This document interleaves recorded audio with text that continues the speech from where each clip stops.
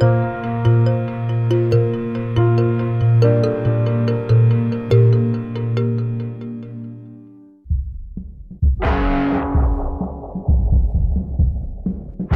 computer hacker group Anonymous is claiming tonight that it took down the website of the Federal Appeals Court in San Francisco this afternoon.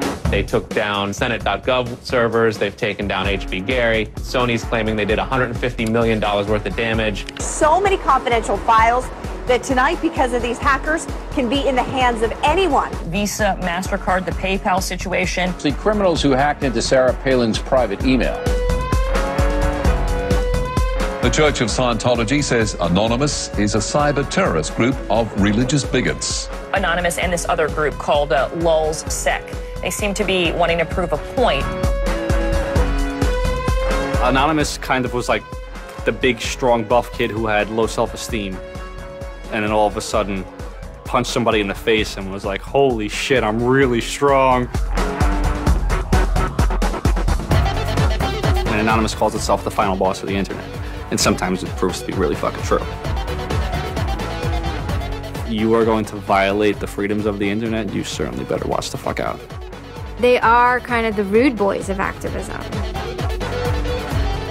There's a real rough edge to them, which I think also is one reason why they garner so much love and hate from people too. They represent a certain sort of chaotic freedom. Individual, young, nameless, faceless folks are having geopolitical impact. I mean, it's both exhilarating to realize that and terrifying to realize that. It kind of depends on how that power is wielded. We are legion. We do not forget. Expect us.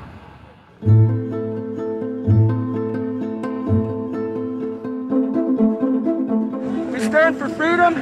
We stand for freedom of speech, the power of the people, the ability for them to protest against the government, to right wrongs. No censorship, especially online, but also in real life. We have members throughout society and all stratas of it worldwide. Yet we have no leadership. It's one voice. It's not individual voices. That's why we don't show our faces. That's why we don't give our names. We're speaking as one, and it's a collective. Good timing. I would love to live in a country where the government fears its citizens and not the other way around. But right now, plenty of anonymous actors are in hiding because of fear of reprisals by the government. I've been called many things. There's unpatriotic. That we're just a bunch of children sitting in our parents' basement. I got called a terrorist sympathizer. We've been called kids, we've been called cyberbullies, we've been called hooligans, and sometimes those words aren't entirely unfair, but this is a serious political movement. No one, in the general public really seems to get it. What they don't seem to get is that the ability for Anonymous to be everything and anything is its power. Anonymous is a series of relationships, hundreds and hundreds of people who are very active in it and who have varying skill sets and who have varying issues they want to advance and who are collaborating in different ways each day. They're a little bit like a prism or kaleidoscope. They've got many different facets and many different sides. Of course, when you spend enough time with them, you start to get a sort of feel or texture that's not just random, right? Yet it's very multifaceted, very rich, which does span from the quite lighthearted to the very, very serious. Bob Dylan had a line in a song just saying, to live outside the law, you must be honest. They might do something which isn't technically correct, maybe it's not legally correct, but they're doing it for purposes that in their minds at least are ethical. People who know what they're doing, who share an ethos, who have a commitment to exposing and humiliating the man, who have a very low tolerance of lies and what they perceive as evil on the part of overweening power structures. They share information, they share tools and techniques, and they are currently having a very good time. The hacker culture, as we know it, really sprang from one place. It was MIT, and it was specifically the people in the Model Railroad Club, the Tech Model Railroad Club. Hacking originated as humorous pranks. When the guys at MIT put a Volkswagen up on top of the dome of the building, and people woke up and saw the car up there in the morning, or they measured a bridge by the body lengths of somebody. I would say his name was Brian, and discovered the bridge over the Charles River was, 822 Brians. These are funny things. That's where hacking originated, and it migrated into engineering and computer communities. It's witty, it's pranks. I'm Chris Weisopel, former member of the Loft. We don't necessarily say hacking group because it makes it sound like we're hacking, so we used to call it a hackers think tank. Hacktivism was a term coined by a group called Cult of the Dead Cow. The Cult of the Dead Cow was really kind of sort of like a propaganda type of organization. They had a guy who was the minister of propaganda. They're kind of merry pranksters. Like everything they did was completely over the top.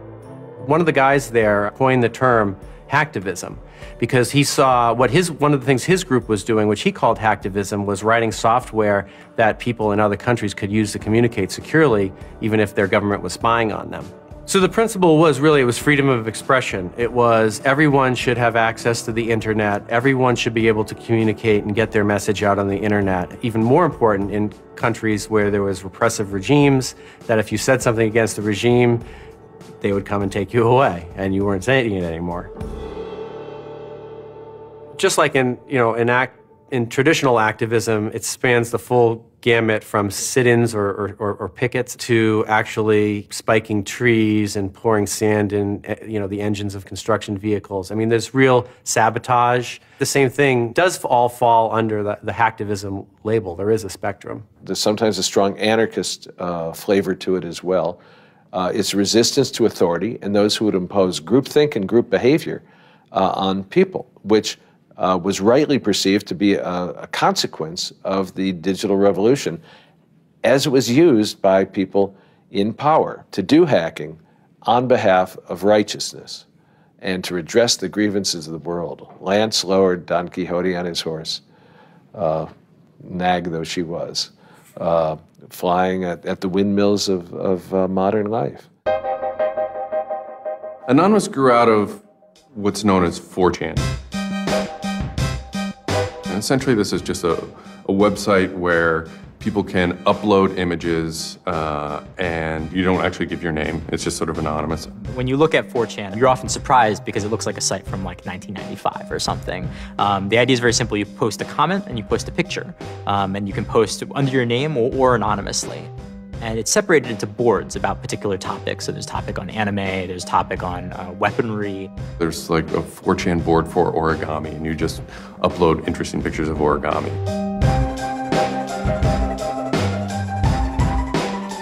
And then there was a group called the B board, which essentially was for like anything goes. The first time anybody goes on B, it's kind of an instant revulsion. Because there's never a time that you go on there where you don't see something horrible. That instantly puts off a lot of people. The idea is post something that can never be unseen. Half of the posts on B are there specifically to make people not want to come back to B. It's what you get when people are allowed to express themselves with absolutely no restriction whatsoever. It's the kind of sum of human imagination when people can get together and think together without any limits or parameters. It's the most vile, disgusting, and funny thing on the internet.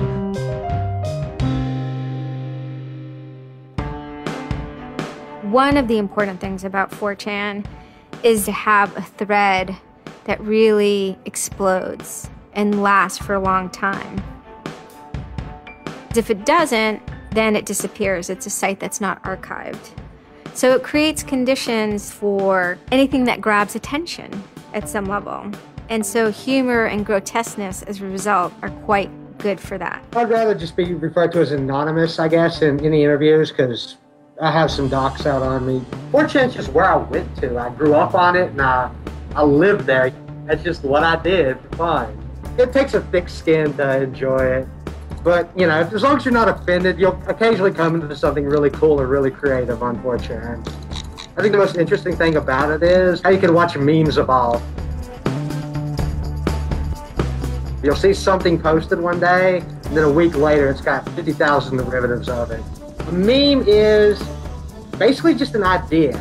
It's kind of like a gene, but in the realm of the idea. A lot of the great internet memes that we all know and love, you know, lolcats, right? You know, little cats doing funny things, and then they have, you know, Icon has cheeseburger, right? All that stuff seems to start in this like petri dish that is 4chan keyboard.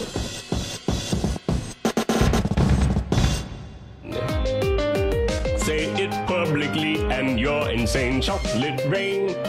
Name any meme from the last about 6 years, and I'll bet you either in its first posting ever was on 4chan, or at least one of its earliest revisions that became what it was on 4chan. I can see the food situation is so we'll be on our way. It's basically the best breeding ground for internet culture, as far as I'm concerned. With your neighborhood insurance rates, chocolate rain. 4chan is also very known for acts of trolling. Trolling is a fucking art. Trolling is getting the person you're talking to get as pissed off as they possibly can, and for no reason except for your own enjoyment. Maybe you're trying to illustrate a point, but it's mostly for your own enjoyment. For them, it's funny that like people think the internet is serious business. And if people think the internet is serious business, it's a troll's job to make their life terrible. The idea of anonymous came initially as a joke. I mean, somebody suggested that, what if the whole site, what if 4chan, what if B was just one person? And what if that's just one guy called Anonymous sitting somewhere, and you're just reading all these posts by one guy? And it kind of looked like that from the outsider's perspective. I mean, there's no way to tell the difference. It might as well be one guy. Fox News did a very famous segment about it. They call themselves anonymous. They are hackers on steroids, treating the web like a real-life video game, sacking websites, invading MySpace accounts, disrupting innocent people's lives. And if you fight back, watch out. Destroy, die, attack. Threats from a gang of computer hackers calling themselves Anonymous. I've had 7 different passwords and they've got them all so far. Anonymous hacked his site and plastered it with gay sex pictures. His girlfriend left him. She thought that I was cheating on her with guys. As long as I can think back, Anonymous have done some pretty off-color things in the name of getting cheap laughs, you know. But, I mean, that's part of the culture. They get what they call lulz. Lulz is a corruption of LOL, which stands for laugh out loud. Anonymous gets big lulz from pulling random pranks. For example, messing with online children's games like Habbo Hotel. Habbo Hotel was this online community where you had an avatar and you walked around and talked to other people. It was kind of like an early version of, you know, World of Warcraft or Second Life or any of those virtual worlds. What the people on B did was invade Habbo Hotel, created, you know, thousands of avatars. They all had this one uniform of a black guy with a big afro wearing a black suit. And so there would be thousands of these people, black guys, black suit, you know, huge afro, walking around this world, and they would do things like form a swastika out of themselves. And I think that was a real landmark because it was when they were able to see that, you know, they can use their numbers to do something really interesting and really disruptive. So we blocked the entrance to their pool, and that just pissed them off so fucking much. It was fucking beautiful. That was fucking just wonderful. Wonderful times. Those kids love that pool. They love the shit out of their pool. The goal was actually to offend everyone, simply because the idea that we could offend you by drawing a little shape on the screen was stupid to the people involved in it. They were like, really? You're going to get that mad over us just drawing this on the screen? Wow, well, you need to refocus a little on life because this should not be upsetting you that much. All these different organizations online, whether it's 4chan or just any website, there's typically a community aspect to it. This is where people have their social relationships. This is where their friends are. This is where they have a creative outlet. And so all those aspects are going into groups like Anonymous, where people feel like they're part of a bigger thing and they're able to express themselves within that group. There were certain words, certain phrases, certain ways people respond to things, certain images that were posted that created a pattern, and that pattern was, I guess, the origin of what is now Anonymous. It's like Freemasons with a sense of humor, and so much as they have this common symbology, and one of their chief joys, which is kind of wrapped up in power and secrecy, was the fact that they could recognize each other by referencing these symbols, referencing these phrases. Over 9,000. It's over 9,000! I lost my iPod. Mudkips, anything involving mudkips. So you have this weird sort of international culture developing with people, across the world, wherever they may be.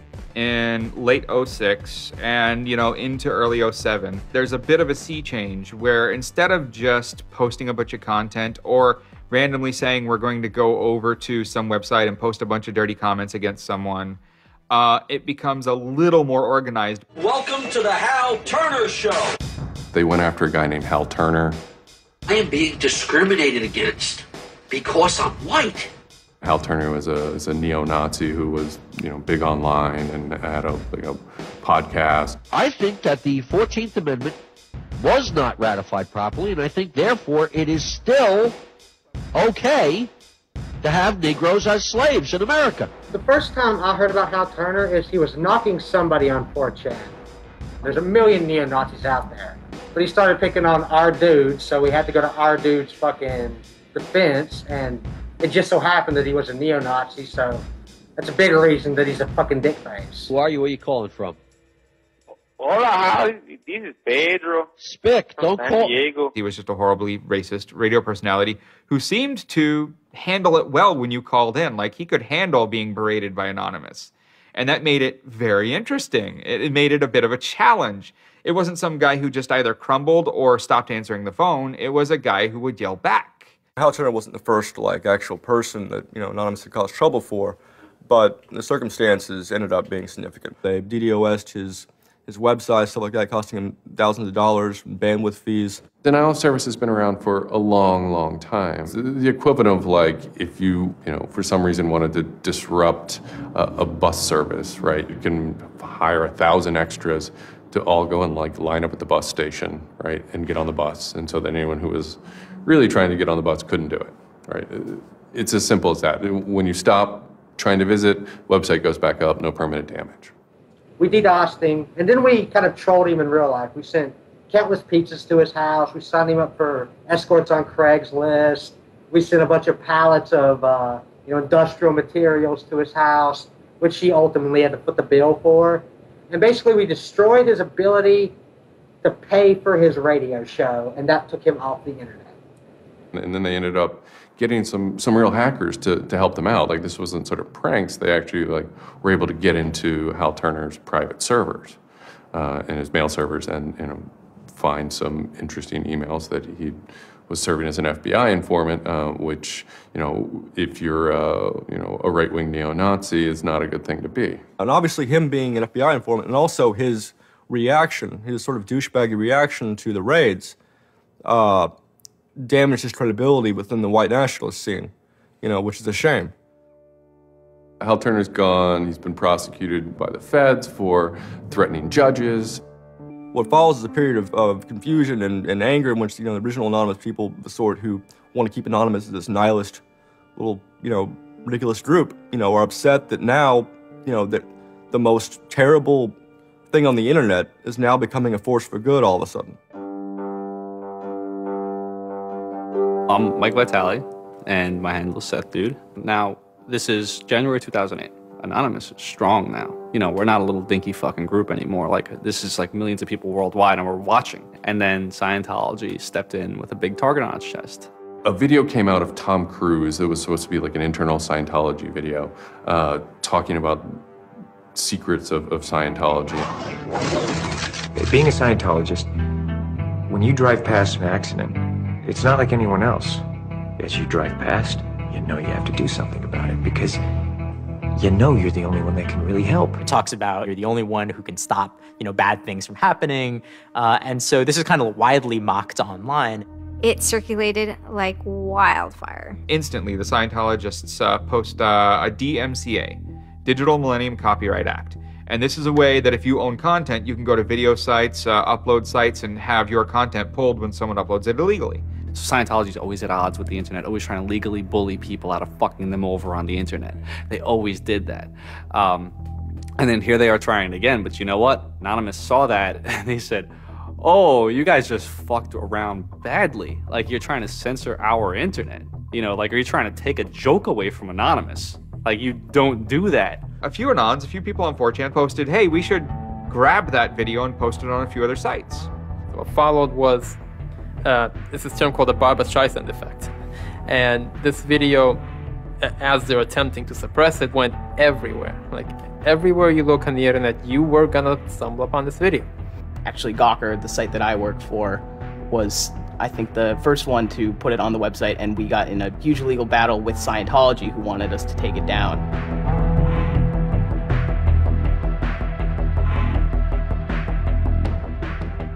Scientology is an interesting target because in some ways it's the perfect inversion of what geeks and hackers value. At so many different levels: science fiction, intellectual property, discourses of freedom, science and technology. It's very proprietary, it's closed. And so in some ways, if you had something like a cultural inversion machine and you stuck geeks and hackers in there, you'd get something that looks a lot like Scientology.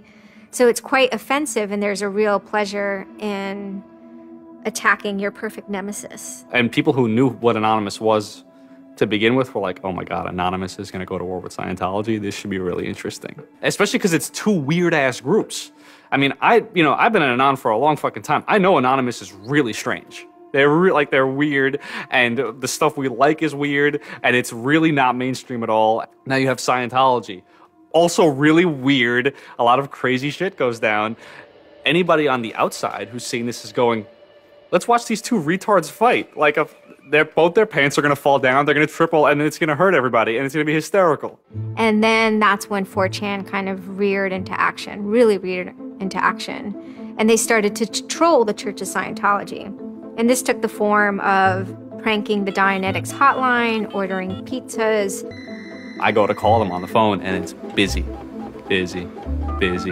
And that's their main fucking Dianetics hotline. Their Dianetics 800 number, you can't get through because Anons have completely fucking clogged it and just probably saying stupid shit. The whole idea was just you call them just to keep them on the phone.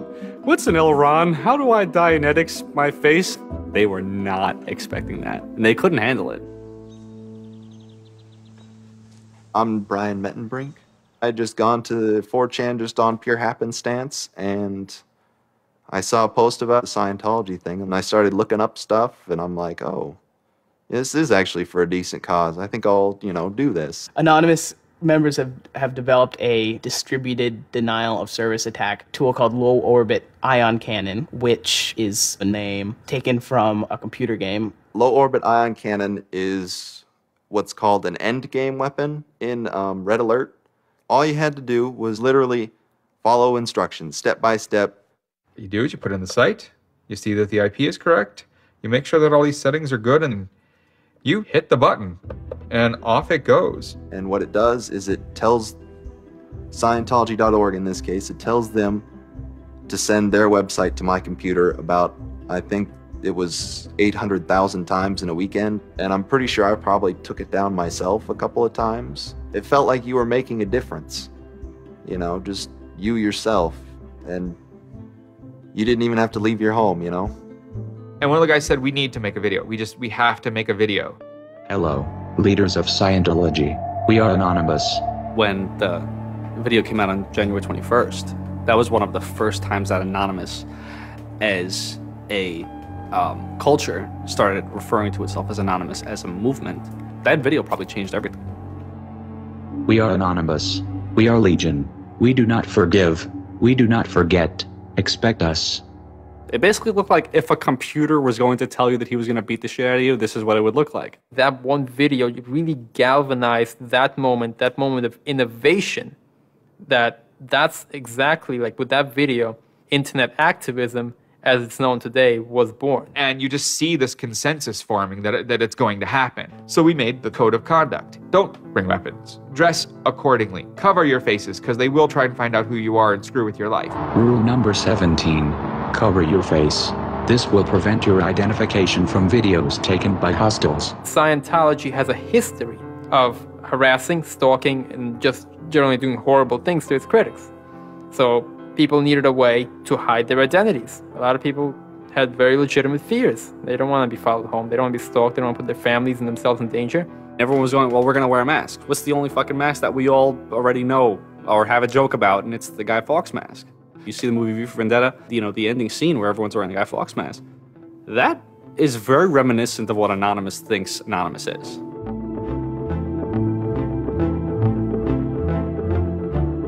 We wanted to represent anonymity in some way when it moved into real life.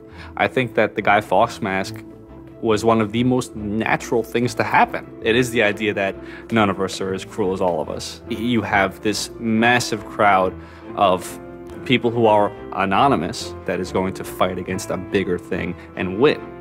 Even after watching the video, it's like, yeah, this is great, but who's actually gonna do it? Who's gonna step up? Are people actually gonna get out of their house? And I guess we were really affected by the stereotype of that whole community, they're being internet nerds, that too afraid to leave their mom's basements. No one thought that they were gonna come out. This is me on the way there. I haven't slept. I'm very fucking tired. And I remember going to the park that day, and it's really fucking early in the morning, which I thought was a bad idea. And I'm smoking a cigarette, and I'm looking around like, where the fuck is everybody? There's nobody here. So here I am, sitting in Bryant Park, waiting for the other announcers to show up.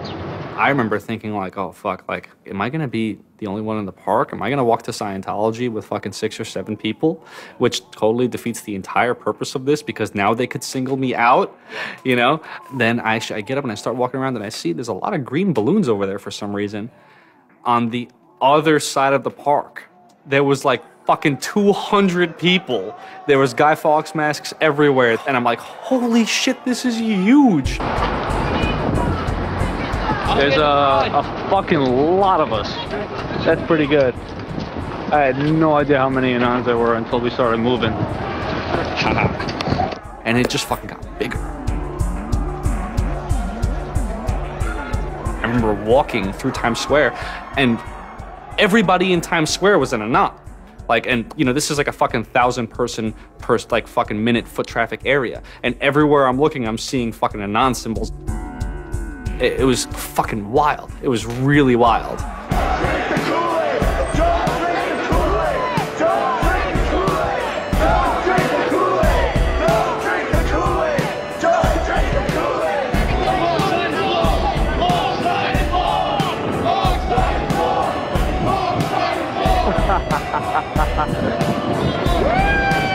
is our fucking raid. Hell yeah! So we start getting numbers in. And Sydney. We're thinking that it's going to be 50 people. And before 10 a.m., before even time, there's already 50 people there. And there's still streams of people walking down the streets. A couple hours into it, you know, because I didn't go to bed until 1 in the morning, you know, you're looking at Sydney as, wow, there's 250 people in Sydney. The cops are estimating higher than that for their reports. What just happened? Adelaide, Perth, and Melbourne happened. And, you know, over 200 at each of them. We nearly broke 1,000 leaving Australia. Now, the next protest was Tel Aviv, which had actually gotten its first Scientology building right before this. There were Palestinians and Israelis at this protest, both holding their flags. And at one point, they actually switched flags and held up each other's flags and whatnot. It was awesome to see. I call our guy in London, Britanon, and I say, hey, what's going on there? And he's like, did you just get out of bed? I said, yeah, I haven't even turned on the computer. I just figured I'd call you. And he said, we've got 600 people and the cops are really, really mad at me. All the major cities were having hundreds of people come out. It was massive. Clearwater had like 300 people.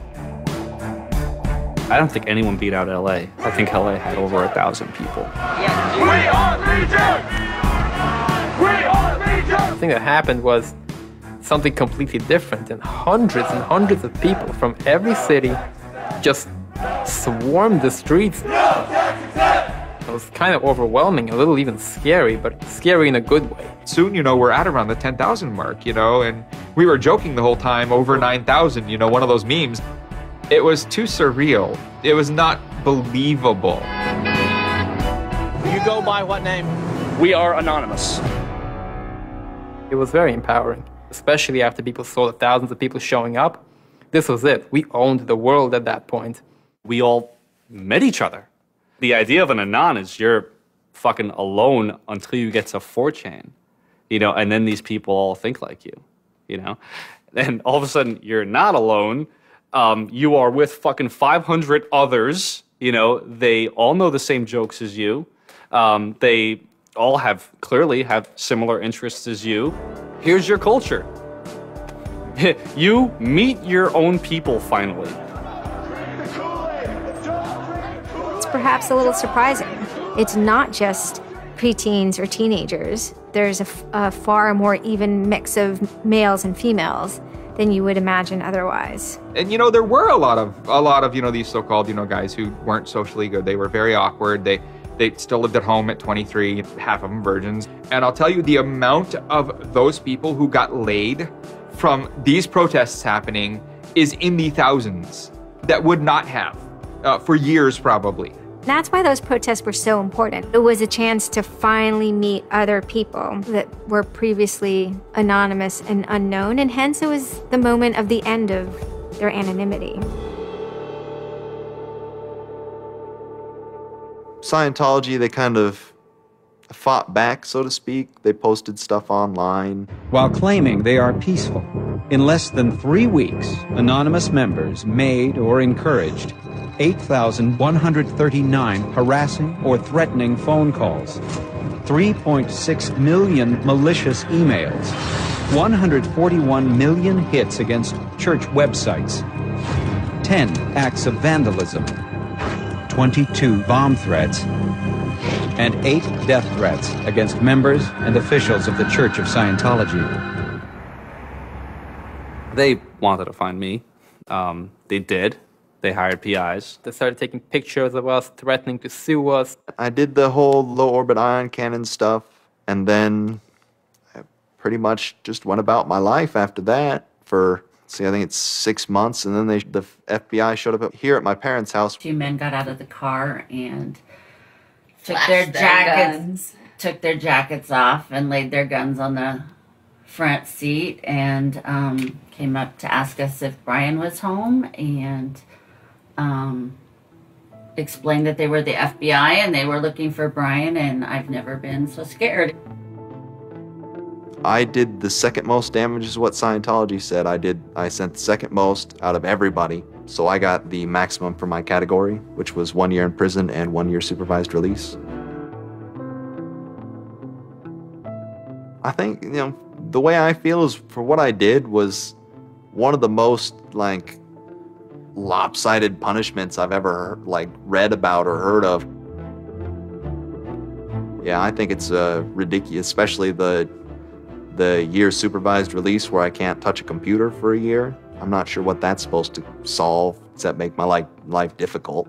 So that computer behind me back there, I could go back to prison if I went over and touched it. I'm very proud of what he did. He stood up for what he believed in. I never would even dream of hurting anybody, you know. It's just not me.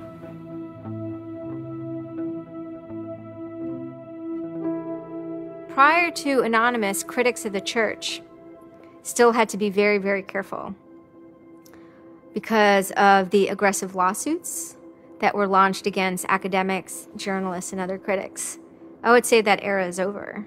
And Anonymous, more than any other sort of intervention, is probably responsible for that change. This actually caused a decent rift in Anonymous. There was one big group, significant group of people who would say, this Chanology stuff, it's cancer, it's awful, it's bad, it's just bringing attention to us that we don't want. One Anon said it well once. There is no leader. Their ops have momentary leaders, de facto leaders. Almost through meritocracy, there's more respected or more persistent participants. Some people participate in a single operation and are never heard from again. It might even be a housewife who just, agrees with that political statement or that protest. I like to describe this with the picture of a bird swarm. Everybody's flying very, very quiet. Suddenly, one bird flies into the other direction and the mass fly into the same direction, following that person. It's totally okay to say, I'm sorry, I don't take part. When chronology was running full force, it was like a kid stretching for the first time and actually seeing the real power. If you had asked me all throughout 2008 and most of 2009, is the politics of Anonymous always going to be sutured and hinged to the Church of Scientology? I would have said yes. And it became unsutured, unhinged, when a different political wing was born in 2010.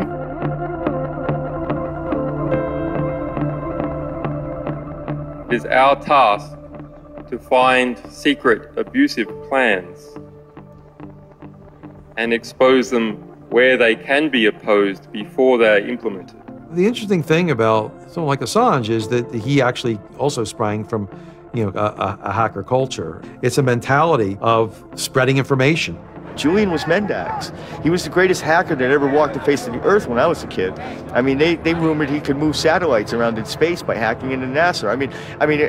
Maybe it never happened, but it was a myth that kept young kids like me wanting to plug a computer into a modem and see if I can move some satellites around. WikiLeaks is an instantiation of the hacker ethos. Truth wants to be free, and we want to liberate it. WikiLeaks released a huge trove of diplomatic cables. There was a lot of controversy from every quarter of society. The WikiLeaks website released nearly 400,000 secret U.S. files on the Iraq War late today. It was the largest leak of classified U.S. files in history. There was one particular moment that really sparked the fire, and this was when PayPal, MasterCard, and Amazon pulled services for WikiLeaks. So all of a sudden, there's no way to actually process donations to WikiLeaks. And then people went and found neo-Nazi groups. Visa and MasterCard were perfectly fine with you being able to PayPal, being able to make donations to them. But WikiLeaks, no. I think WikiLeaks is doing a good thing. It's just a total hypocrisy. They got their little fucking banking mafia to fuck, WikiLeaks over. People were incredibly angry. There was a real sense of rage. Anonymous DOSed PayPal. They were pissed. The numbers of participants were massive, massive. And they managed over the course of a couple of days to disable the websites of MasterCard and PayPal. It was beautiful. Because what you had is people finally stood up for something.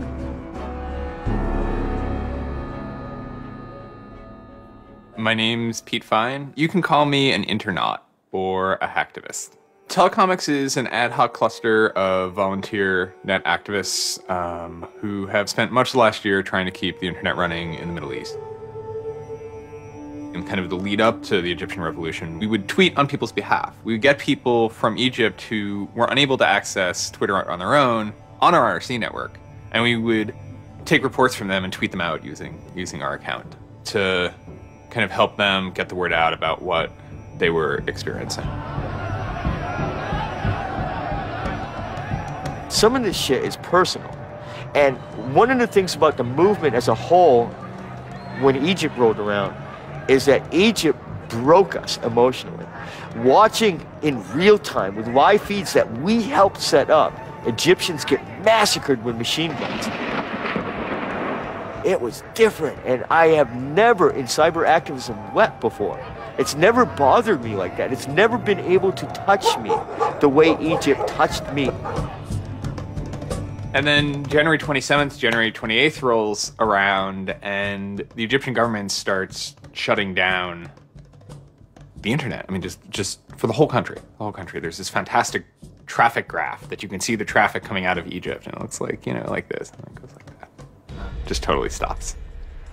And we were just shocked. I mean, we were just like, what the fuck? Like, what the fuck? To think that a country would completely cut itself off as much as it was able to from the outside world was pretty unthinkable.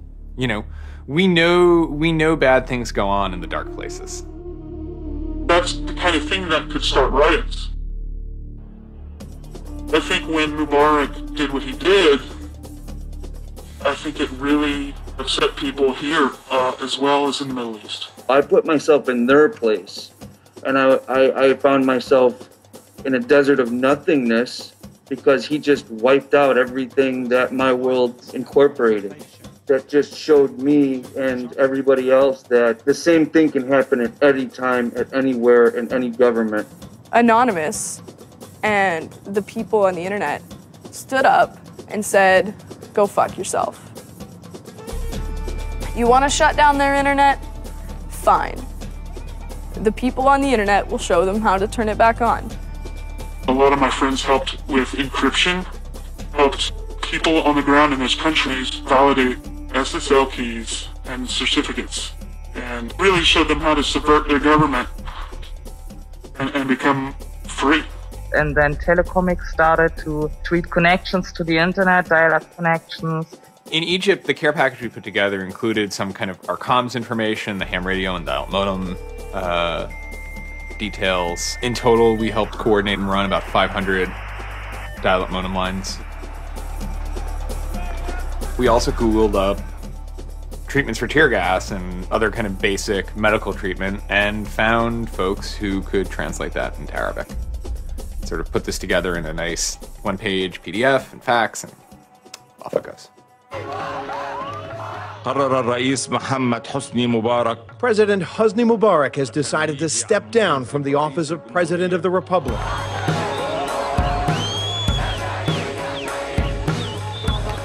When Mubarak left, it was a hell yeah moment. People can rise up. People can make a change. And I think for a lot of people in America, it was the first time they had seen people rise up and take down their government and say, we're sick of this shit. We're sick of the oppression. We're sick of living as slaves to your power. We had Egyptians come thank us as we're doing this stuff, and I said to them, like, look, you guys just get our back if stuff goes down here.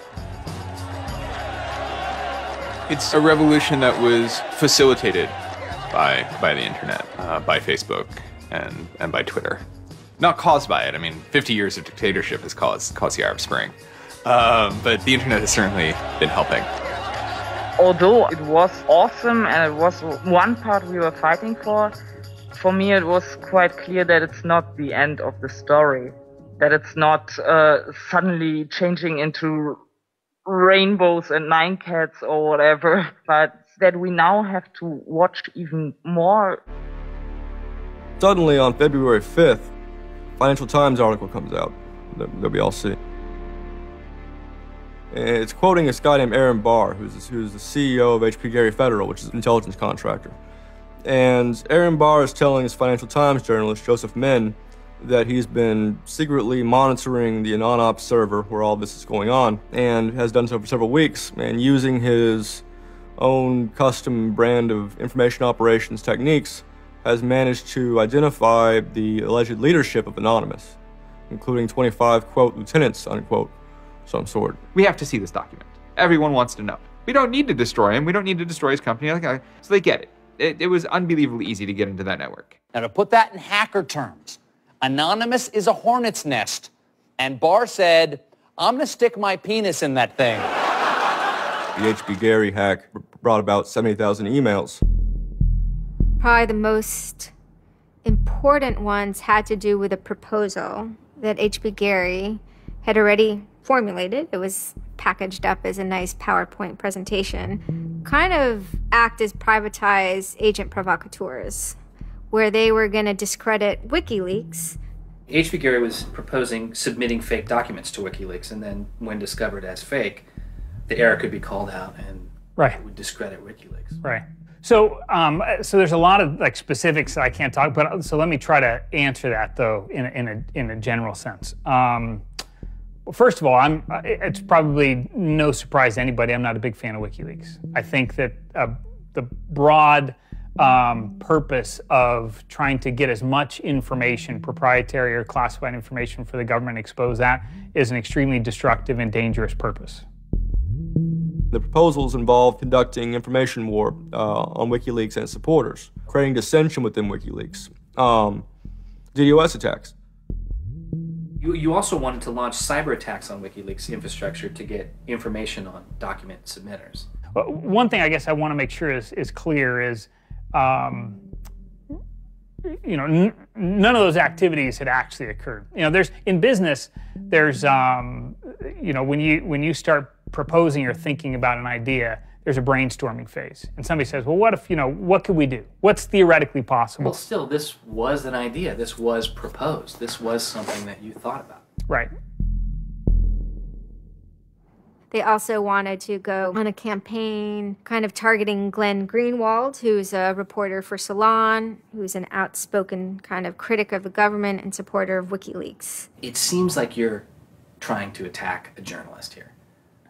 Yeah, and I don't want to talk too much more about Glenn Greenwald, but other than, you know, what I previously said is, you know, there was never an intent to attack journalists, not on my part. You know, nor I guess I should say I should generalize that and to say that, you know, I would never just outwardly attack a journalist, other than if I felt that there was a journalist in my mind that was acting unethically. That, you know, that's a fair game for having a public discussion about. They were walking a very fine ethical line at points, and in many cases, the mass opinion is, no, they stepped well past it. I will not support broad theft of information released to the public, because that's nothing but destructive. If somebody has information that's been stolen from them, and you know, whether or not, you know, WikiLeaks encouraged the theft of that, or whether or not it was just put in their lap, still they're threatening to release the information that is the private property of another organization. So your choices are to just allow that to happen, or to try to stop it. How offensive is too offensive? You know, we've certainly seen a lot of strategy coming out of governments across the world now saying, you know, publicly admitting that they need to develop better offensive strategies in cybersecurity, because defense as a whole, it isn't enough. It never is enough. In the court of public opinion, that took H.B. Gary quickly from being a perceived victim to being a perceived villain themselves. It was becoming harder and harder to distinguish the good guys from the bad guys. And then, kind of seemingly out of the blue, there was something by the name LulzSec that sailed into the seas. LulzSec, it's sort of a group, mostly from Anonymous, who, large part of the same people who hacked H.B. Gary. And they decided to form this little group and just carry on operations sort of outside of the purview of Anonymous for a while. They hacked whatever they wanted, they released whatever they wanted. It's almost like they had no rules. They just said, this is what we're going to do. We're going to stir up the cart. We're going to make some trouble. We're going to make some waves. And they did. The majority of time, the majority of Anons are not doing anything particularly illegal. When they are, a huge number of them try to do that in a very specific political context. For those people, what LulzSec was doing, they were funny, but they were attacking random targets. They were breaking the quasi-rules by attacking media. PBS's Frontline runs a documentary mainly focused on Bradley Manning, the alleged leaker to WikiLeaks. And a lot of Bradley Manning supporters didn't like it. They hacked a website putting a story that Tupac and Biggie had kind of escaped the world of celebrity fame and attention and retired quietly and discreetly in New Zealand. LulzSec, when they attacked PBS, you know, that gave me the creeps, you know. As a journalist, I'm not too thrilled with the idea of someone judging that we don't like you to write that. We don't like your reporting, so we're going to shut down your website. I'm uncomfortable with that. It could be me, and I could be writing something about a group that they didn't like, and I'm happy to sit and talk with them about it, but you know, don't shut my website down. This is obviously about freedom of speech, so attacking the press would be would sort of be a bit of a contradiction. So people always said, well, we shouldn't do that. And obviously LulzSec had a completely different agenda, so they had no problem doing it. Activism started to become sort of, I would say, almost more nasty, using, you know, sort of more no-holds-barred kind of attacks, sort of more vicious attacks.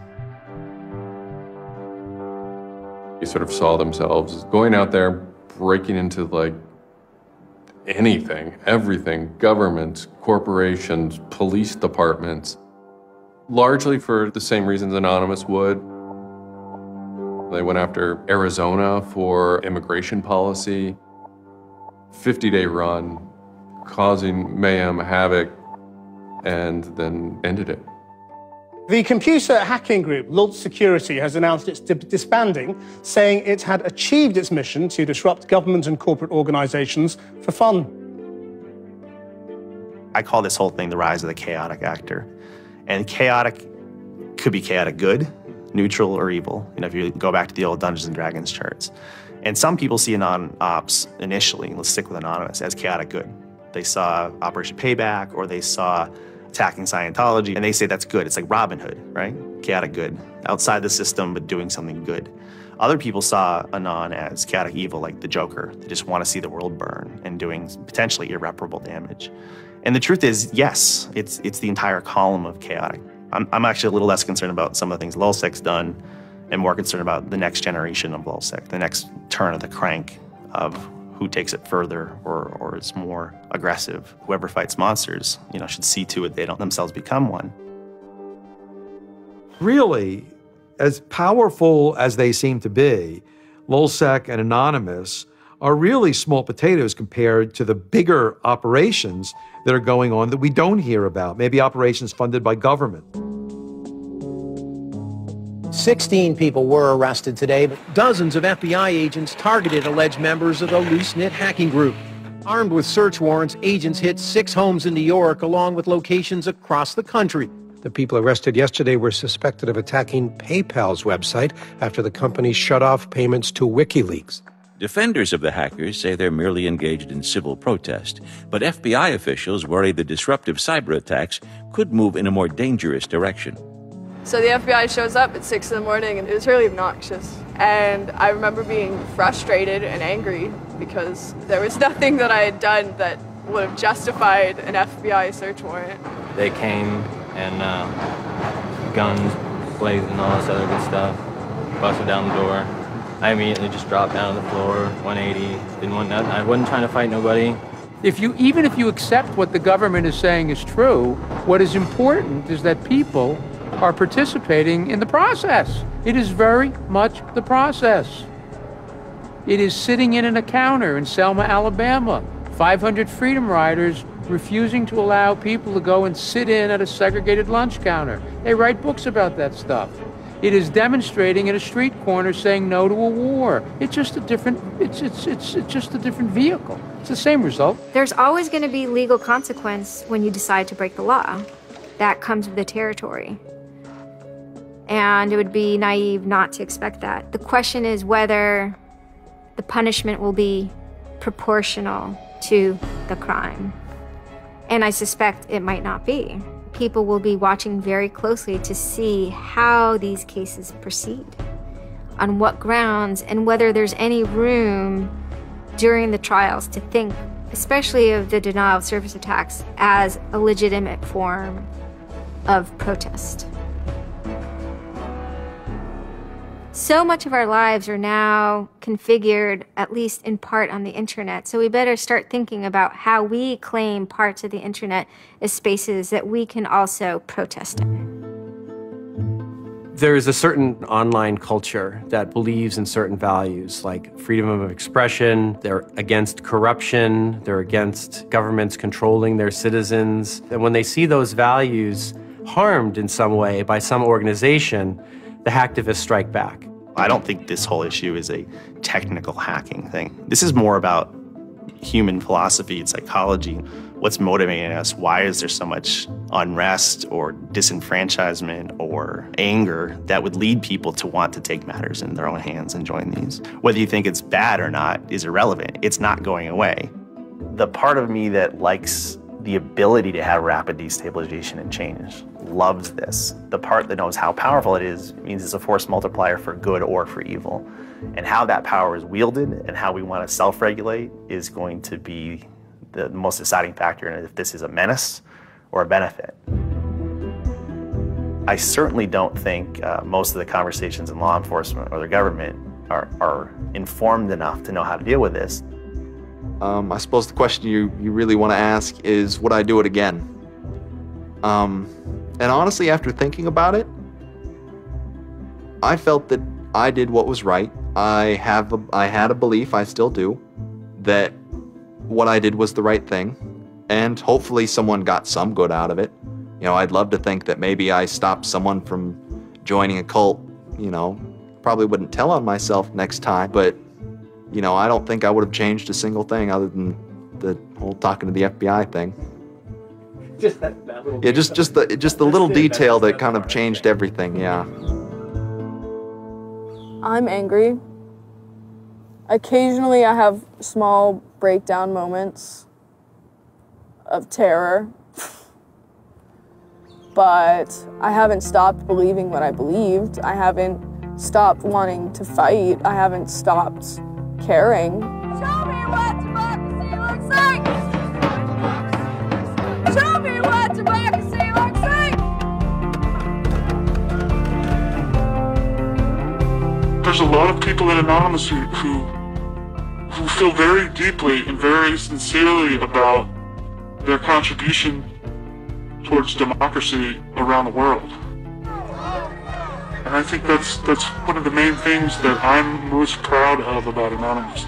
There are things that I'm not proud of about Anonymous, but we stand against censorship and we stand against oppressive governments, even our own. It's a very noble thing. And history teaches us that change simply doesn't come with flowers. It doesn't work. No?